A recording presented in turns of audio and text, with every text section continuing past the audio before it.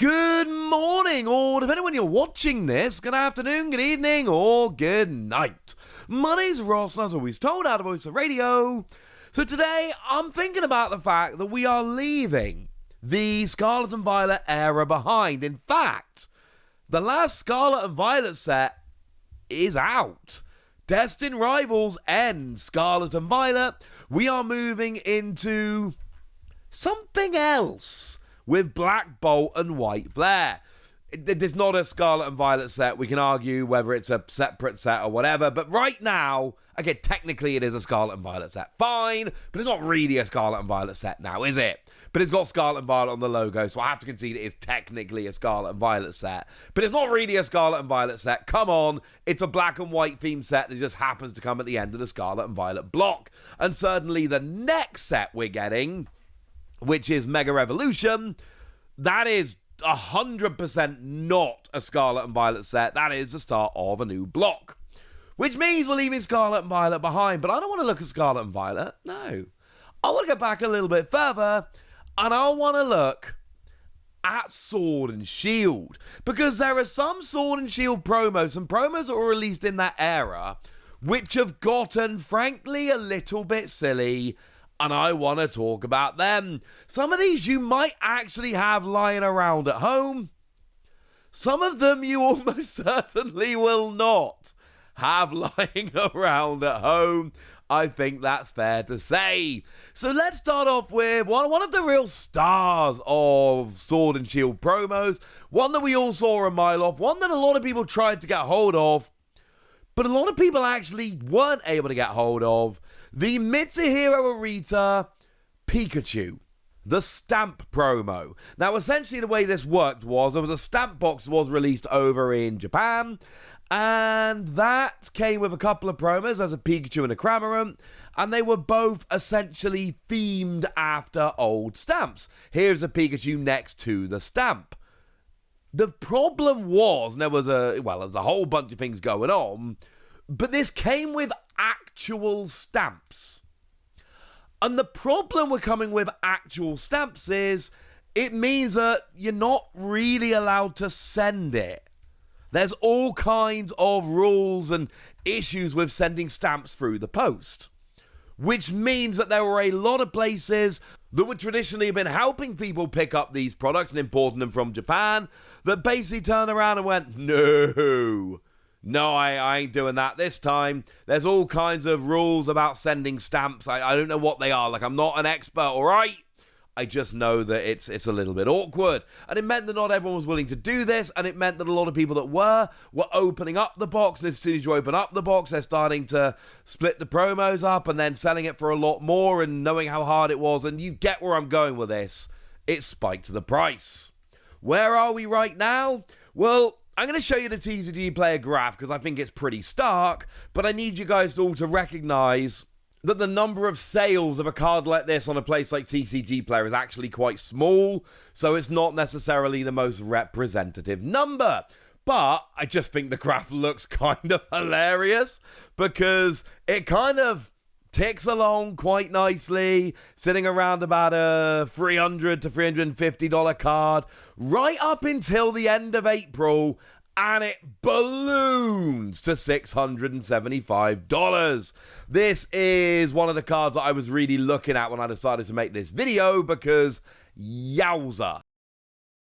Is this actually a fair price? Well, the problem is it's a really hard card to search for, because when you search for like Pikachu stamp promo or lots of other random promos come up, and when you do actually find one of these things, because they're so sought after and so popular, the vast majority of ones that are being sold have actually been PSA graded. But the last one that actually sold that wasn't graded over on eBay, $650. Which is pretty much dead in line with what we saw on TCG Player. So, yeah, this is a $650 promo. And it wasn't that long ago. This is one of those cards that a couple of months ago was a fairly reasonable card and has absolutely ballooned. And that's essentially what happens with these really sought after fancy cards, is that they look all right for a while, And don't get me wrong, 350 is still well expensive, but then a point comes and they go absolutely ballooning. While we're here, we should mention a Cramorant from the box as well, which, to be fair, has done a very similar thing. It was rocking at like an $85 card for a while, and now it's gone up to a $170 card. And of course, we need to look over on eBay here and see, well, is this actually real?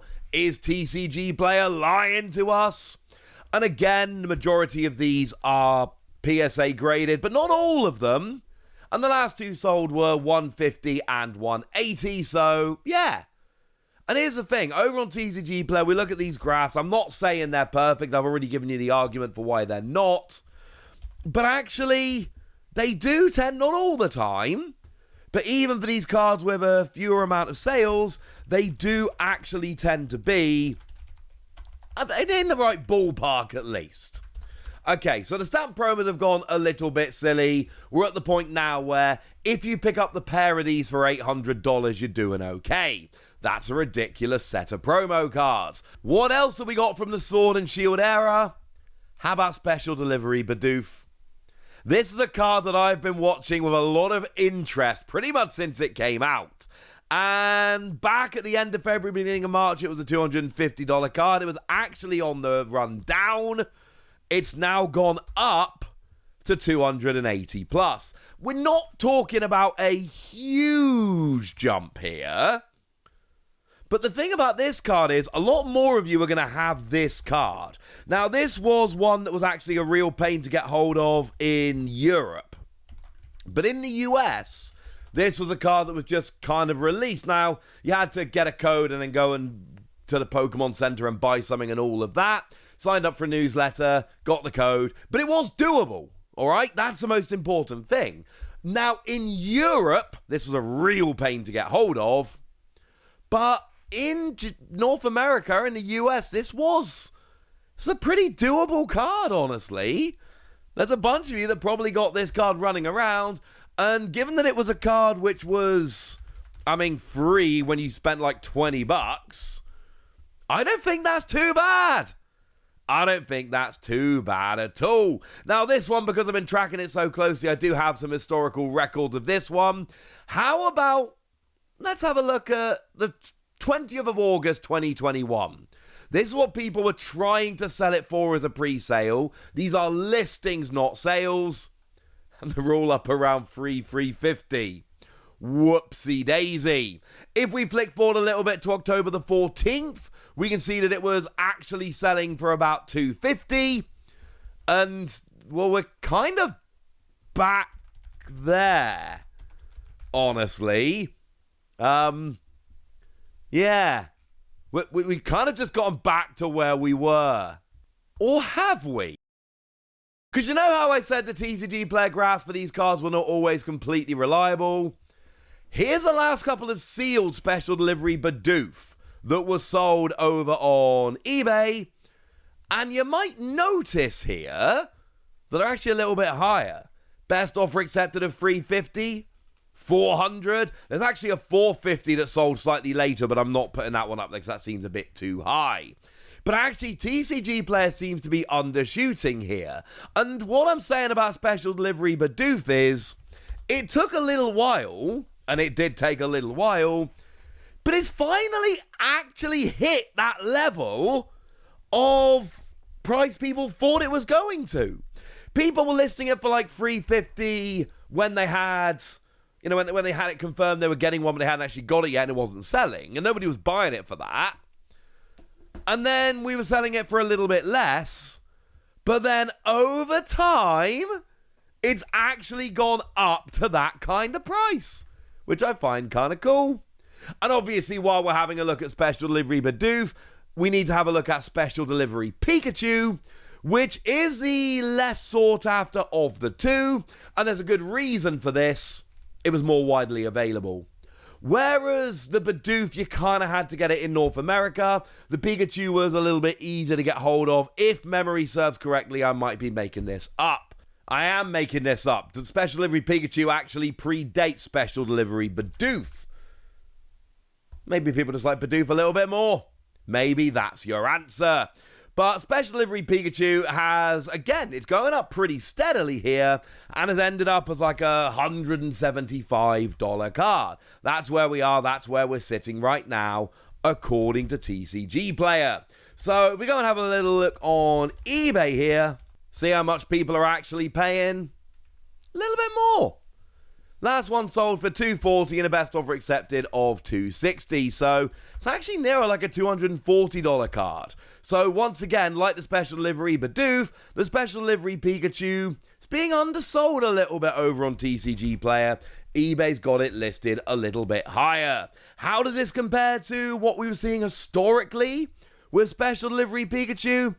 Well, back in June 21, it was about a $150 card, a little bit less. So this one's actually gone up fairly significantly since then. And again, this is a card that a bunch of you might have lying around. So yay, this is cool. The Charizard, by the way, now this one, I'm not making this up. The Charizard was a lot easier to get hold of, because this one was made widely available on like the UK Pokemon Center as well. So this one routinely sells for like less than 100. Still decent considering it was a freebie given out on the Pokemon Center. But the Pikachu and the Bidoof weren't really made available in Europe, so that has pushed the price up. There are fewer of them out there.